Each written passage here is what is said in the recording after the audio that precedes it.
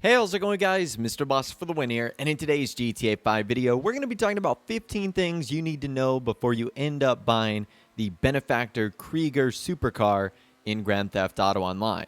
So this is the third and final supercar that we're going to be looking at from the drip feed, which is an insane amount of supercars when you add up all of them from this update. Let's take a look at this vehicle on the in-game website.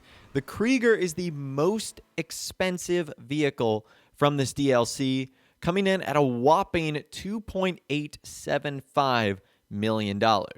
And you can see where it is on the release list that there are two other vehicles ahead of it, the Emrys and the Locust.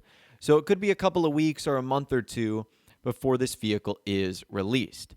And in case you're wondering what the real-life equivalent of this supercar is, it is based off of the Mercedes-Benz Project 1, which is one of Mercedes-Benz like supercar concepts that they've come up with. It's a very fascinating looking vehicle, and we'll be diving into all the cool quirks, features, and things you might not have known about this car. So for starters, let's take a listen to the engine sound, and let's check out the interior too.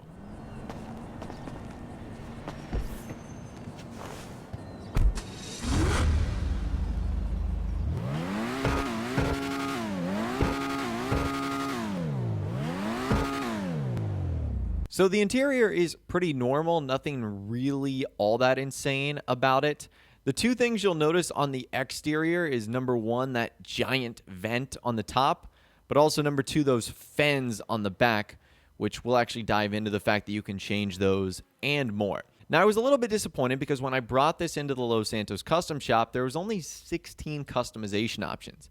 That's actually not a lot. And the first one that we can actually change is our exhaust options. Now, by default, the exhausts are sort of towards the top of the car where the engine would be. It kind of reminds me of a Porsche 918 exhaust, but that's just me. The rest of the ones have them moved actually down towards the bottom. I'm personally a big fan of the stock exhaust option here, so that's what I chose to keep there. Following that, there's a couple of hood options. There's only like 4 that you can choose from. You can make the hood smooth, you can make it carbon fiber, you can add some vents, stuff like that. From there, believe it or not, we are already on to liveries. The first livery is very simple. It is black stripes. It is 2 thin black stripes that run across the top, roof, and back of the car. After that, you've got thin white stripes, which is the exact same thing, but in white instead of black. My favorite one of the bunch is probably this one. It is Germanic stripes, which is the stripes and colors of the Germany flag, which is black, red, and yellow, surrounded by a thin white stripe. That one's really good. I think that's the one I end up using at the end. I'm not sure, though. Following that, you have Sessante Nova, which puts that like Louis Vuitton-esque pattern on the top and front and back of the car. And on the side, it says Sessante Nove. Then there's an alternative version, which is in like gray instead of that sort of chocolate brown color. So if you're interested in that, you have 2 variants. From there, you've got LTD, which I don't really love. It just seems like it's a bunch of random sponsorships thrown about all over the place. After that, it's Junk, which we've actually seen this Junk one on other vehicles in the past. It's sort of like this smoky effect. And then there's an alternative one in red. So you've got this sort of minty green and the red one that you can choose from as well. And then you've got rim paint color range, which I know I've been critical of liveries like this in the past, but I actually like this one for whatever reason. I don't know if it's the colors or if it's like the paint splatter effect, but I actually really kind of like this one. I don't know why. I typically don't enjoy stuff like this. And then you have rim paint, which is basically the black, white, and gray version of the color one that we just looked at. So some simple liveries, some not so simple liveries. Those are all of your options right there. Now let's move on to the resprays. You've got primary, secondary, and trim.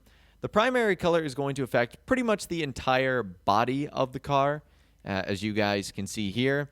And the secondary color is actually going to have an impact on one part of the interior. It's kind of weird. So the secondary color changes the stitching that you can see on the seats, on the door panel, and on the dash. And the trim color actually changes the stitching on the steering wheel and in like the LCD display in the center console. So your secondary color, if you haven't changed anything on the exterior of the car, only changes about 50% of the interior. That's kind of interesting. So you can sort of mix and match interior colors if you want, or you can make them exactly the same if that's the design you're going for. Now, another thing the secondary color changes is sort of the ring that goes around the outside of the exhaust pipes. I'm not really too sure what to call it, and it's kind of hard to see. This is the change that happens when you have the stock exhaust. So something else the secondary color does other than changing any options you might have altered. So this is what I came up with right here. I had a white finish with the Germanic stripes. I felt like that looked pretty good. After that, your only skirt option is to literally apply a primary skirt. But as you can see, when I did that, I got a lot more livery coverage there. So the primary skirt option is by far a good choice for me. And then you've got some spoiler options, and this is certainly where you can make this car look the most unique. So by default, you actually have the fins on the vehicle, although there is an option to remove them if you're not a fan. And after that, you can add any type of spoiler you want. Now, the important thing to note is that you cannot combine the fins with another spoiler. You can either have the fins, remove them, or add a different type of spoiler. There is no option to have both. So I'm sure some of you guys might be disappointed in that. I'm not sure how that would work functionality-wise on the car, but it's just a cool little quirk about this vehicle. And in case you're wondering about those wheels, yes, they can be painted with the iFruit app, but they are not actually custom rims. They're actually very similar to the S Racer wheels, and they're also very similar to the Oozer wheels, which are in the sport category. So if you wanted to get a different color wheel, but it's the same design, and you didn't want to mess around with the iFruit app, well, there you go. That gives you the option to change them if you want, with some very minor differences. So now that we've got this vehicle outside of the Los Santos custom shop, let's take a look at how the doors open. And believe it or not, you can only open the passenger and driver side doors, but they do open in like this really cool gull wing style. I have never seen a Mercedes-Benz Project 1 in real life, so I didn't know how the doors open. So I think that's really cool. I think it gives it a little bit of personality and flair. Now let's take a look at the headlights. The headlights are pretty cool too. You do actually get a normal set and a bright set. So the normal set are those like 5 LED dots. And then if you actually turn the brights on, you end up getting this like thin LED bar underneath. It's kind of hard to see, but it does end up making a difference. That right there is ultimately the design that I ended up coming with. Pretty simple. And now we need to talk about the performance of this vehicle because it is insanely fast. So earlier we talked about obviously the price of this vehicle, and it's very expensive, $2.875 million. It makes it the most expensive vehicle from this update, but it looks like Rockstar has backed up that price with insanely good performance because this is one of the fastest vehicles I have ever driven.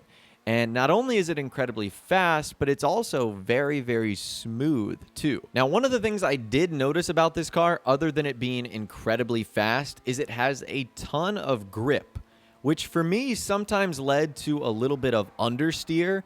Now, I didn't really use this in a perfect race setting. I was just sort of casually driving around.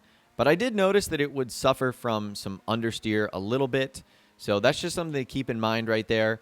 This is also a pretty big car. Now, it's not as big as something like the overflawed Tyrant, which is the big chungus of vehicles added in Grand Theft Auto Online, but it is a big-ish vehicle. So if big-sized vehicles is something you're not a fan of, well, you might want to stay away from this vehicle because overall it is a really, really big car. Now, another thing that is unique about the Benefactor Krieger is it's the only Benefactor supercar in GTA 5 and Grand Theft Auto Online. There's plenty of other Benefactor vehicles in the game, like SUVs and sports cars and even sedans, but we haven't yet seen a Benefactor supercar. So this is literally one of its kind, making it a pretty rare vehicle in GTA Online. And that's another thing I really like about this vehicle as well, sort of getting back to the looks of it, is embedded in the grille is that giant Benefactor logo that you don't even have the option to change. So it's there 100% of the time. So overall, and from what we've seen so far, it seems like the only reason you might probably not buy this vehicle is because of the price. I mean, it'll easily be over $3 million by the time you get done customizing it, and that's a pretty big investment for one vehicle. Everything else this vehicle excels pretty well in. Performance, looks, rarity, uniqueness. It lacks a little bit in customization, and I will agree that, 16 options, especially in 2019, is a little lackluster. But if this vehicle is like insanely good performance-wise, I think it's something that all of us might be able to get over just a little bit. But anyways, that's all the information that I've got for you guys in this video today, and that is 15 things you need to know before you end up buying the Benefactor Krieger supercar in Grand Theft Auto Online. Let me know what you think about this vehicle in the comments down below. When it's released, are you going to be buying it, or are you going to be staying away from it? If you did go on to enjoy this video, though, a like rating would, of course, be awesome. And remember to subscribe if you guys are new, or you want to stay up to date on all the latest GTA 5 casino news, info, videos, and more. And ring that notification bell as well. Sometimes YouTube just doesn't work, and if you ring that bell, you'll always be guaranteed to be notified when new videos arrive. But of course, as always, guys, thank you all so much for watching. Take care, and I'll see you guys in the next video.